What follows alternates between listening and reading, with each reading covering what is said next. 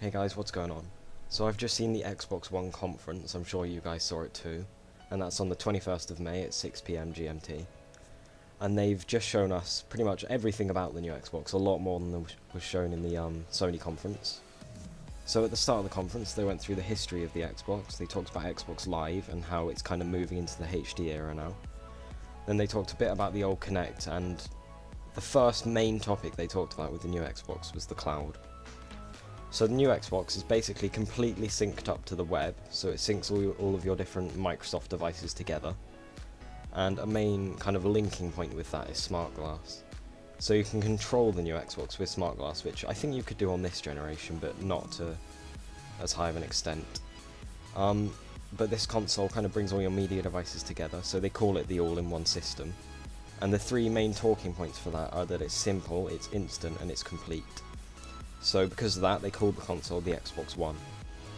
And to get all of these different topics, the simple, instant, and complete, they've added loads of different things to the Xbox. So they've added TV, which is kind of like TV catch-up on computer, or just like regular TV. It's got all of the different channels, stuff like that.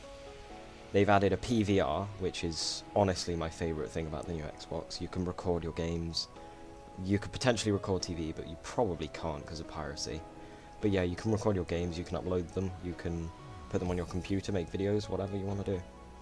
And because of that, it makes YouTubers a lot more happy like myself. Even though I'm not an Xbox channel, I could now make Xbox videos without the need to buy HD PVR. Another thing they've added is internet integration, which there was already in Xbox 360, but because of this, they've added a snap feature. So what this means is you can snap windows to the side of other things. So if you're playing a game or something, you could snap Internet Explorer to the side, and then using the new voice communication or voice control, you could ask Internet Explorer to search certain things, you could look up things during a game. And one thing I think this would be absolutely awesome for is competitive games. So if you're playing a game, you could watch a competitive game at the side. So if it's like a stream, you could watch an ESL game or something like that of Counter-Strike. And that would honestly probably help you to get better at the game, and it would mean you wouldn't have to have your computer at the side of you all the time. With this snap feature also, they've added Skype, whereby you can snap Skype to the side of your window. Then you could call your friends who are playing PC games while you play console. So this is kind of linking all of the different markets together, which is honestly really cool, because that's like a main problem I have with Xbox. I couldn't talk to my PC friends when I had an Xbox, and now I play PC. Onto the actual design of the new console, it's very geometric. You can see like the grills, the right angles, and it kind of looks a bit similar to the PS4, as in it's glossy, but it's also got matte features, kind of like the Wii Mini, if you've seen that before. With the voice commands also, you can ask the Xbox to do pretty much anything. You can ask it to switch to TV, switch to a game, switch to a film, switch to music, anything like that. They showed all of that in the conference. And then also, they've upgraded Kinect, which you probably saw. They've added more gestures, so it can sense you moving your fingers, it can sense you kicking stuff, anything. It adds depth perception, and it does that, I'm not quite sure how, probably something to do with sonar. But yeah, it has depth perception, so developers can utilise that in their development. It adds more skeletal points, which is, to be honest, most people probably don't know about it, but it adds lots of points on your body. So it's basically just more precision in judging your movements. It can judge points where you're using the most energy for, I don't know, weightlifting games or something like that. I'm not really that bothered about that. It can judge your heartbeat, it can judge rotation of your limbs, so if you rotate your wrist or your arm, it can judge that. So now we're on the topic of controllers, I may as well talk about the new controller. It's got impulse triggers, which means when you press it down, if you're like firing in Call of Duty, it can have vibration feedback, which is really cool. And then we talked about Smart Glass a bit, how it can act as a controller for all of the extra aspects on top of the Xbox, and on top of just the games.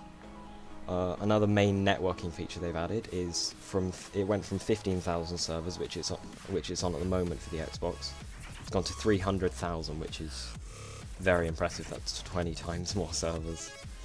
Because of this, and because of the new power of the Xbox, it's 8 core, it's got 8 gigs of RAM, 500 gig hard drive, very impressive. But because of that, you can have more players in games, so I'm assuming for something like Battlefield, you could have 64 players instead of 32 or whatever it is on console. You can have persistent worlds, so for like an RPG game such as World of Warcraft, which they'll probably never release on console, but you can have the world running with no one on it, you can have it running to real time. So a game like DayZ, if they release it on the new consoles, which they're probably going to, but that will be awesome with persistent worlds. And then you could have players with save data on every different server. So again, for DayZ that'd be cool. You can have bigger maps, so for Battlefield you wouldn't have to have tiny maps, you could have maps even bigger than the PC ones it could handle, because the Xbox is kind of a medium grade, pretty decent PC. They talked about featured highlights, so with TV you can look at social aspects of it, so like shows that people are looking at a lot will be featured, and then you can have your own favourites, so you could add, if you like a TV show, you could add it to your favourites, and then it would appear on a screen. And then, because of all these TV features, it makes it a lot more friendly for the living room, hence, again, the name, the Xbox One, everything all together. And the 3 operating systems on the Xbox, I didn't talk about that yet. It's got the Xbox system, which we all know, Xbox 360, same thing. And then it's got Windows, which again, we all know for PCs. And then the 3rd operating system is basically just adjoining the 2. So it allows integration with Internet Explorer, which I talked about. You can probably run programs, I'm not sure about that yet, but that's pretty cool. And then the Kinect, they've upgraded it, so it's got a 1080p camera for Skype, which you can have on the snap window at the side. You can also snap other windows, I forgot to mention. And then the Kinect uses 2 gigabits per second of data, which is because of all the extra skeletal tracking points and stuff like that. I've almost covered everything. Also, EA Sports have added new games, which they only showed us one of them, which I can't actually remember what it was called, but they were talking about their new engine called Ignite, which is quite impressive. It adds basically a lot better graphics than they used to be. That's the main thing.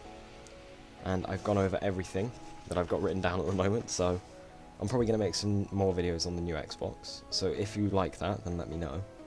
And if you like this video, then like it, subscribe to my channel. Thanks for watching, guys.